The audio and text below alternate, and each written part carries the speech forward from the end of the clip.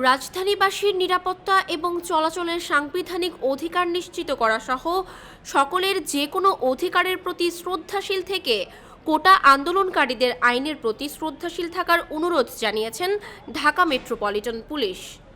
আজ বৃহস্পতিবার দুপুরে রাজধানী ঢাকার বর্তমান আইন শৃঙ্খলা ও সমসাময়িক পরিস্থিতি নিয়ে ডিএমপি মিডিয়া সেন্টারে আয়োজিত তাৎক্ষণিক প্রেস ব্রিফিংয়ে এ অনুরোধ করেন অতিরিক্ত আইজিপি ও এডিশনাল কমিশনার ডক্টর খ মহিদুদ্দিন।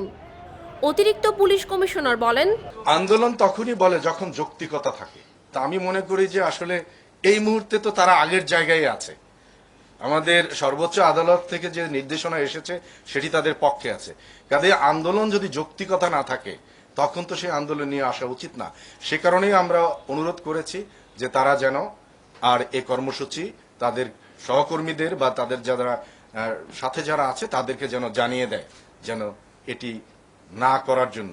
সেজন্য এখন 1টা বাজে, আমরা অনুরোধ করব সবাইকে যদি জানিয়ে দেয় তাহলে সেটা তাদের জন্য মঙ্গল, আমাদের সকলের জন্য মঙ্গল, মহানগরবাসীর জন্য মঙ্গল এবং দেশের বিচার, দেশের আইন কানুন সেগুলোর প্রতি যে শ্রদ্ধা থাকার কথা, বিশেষ করে শিক্ষিত স্টুডেন্ট যারা তারা সেটি তাদের সেই মান বজায় রাখবে বলে আমরা দৃঢ় বিশ্বাস করি। এ সময় তিনি আরও বলেন, ঢাকা মেট্রোপলিটন পুলিশের কাছে বিভিন্ন প্রতিষ্ঠান, বিশেষ করে অ্যাম্বুলেন্স, ফায়ার সার্ভিস, বিভিন্ন দূতাবাসের কর্মকর্তা সহ গুরুত্বপূর্ণ ব্যক্তিবর্গ চলাচল স্বাভাবিক রাখতে অনুরোধ জানিয়েছেন। সাধারণ মানুষের চলাচল স্বাভাবিক রাখতে আমরা সর্বাত্মক চেষ্টা চালিয়েছি। যে কোনো প্রোগ্রামের ব্যাপারে ঢাকা মেট্রোপলিটন পুলিশ অত্যন্ত ধৈর্যশীল, অত্যন্ত পেশাদারিত্বের সাথে আমরা এই পরিস্থিতি মোকাবেলা করেছি।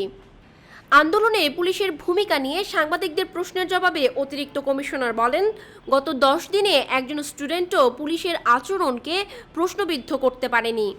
কিন্তু এখন যদি রাস্তা বন্ধ হয় তাহলে প্রচলিত আইন কার্যকর হবে। গত 10 দিন যে সম্মানবোধ আমরা তাদের প্রতি দেখিয়েছি, আমাদের বিশ্বাস তারাও দেশের আইনের প্রতি সে বিশ্বাসটুকু রাখবে এবং সম্মান দেখাবে।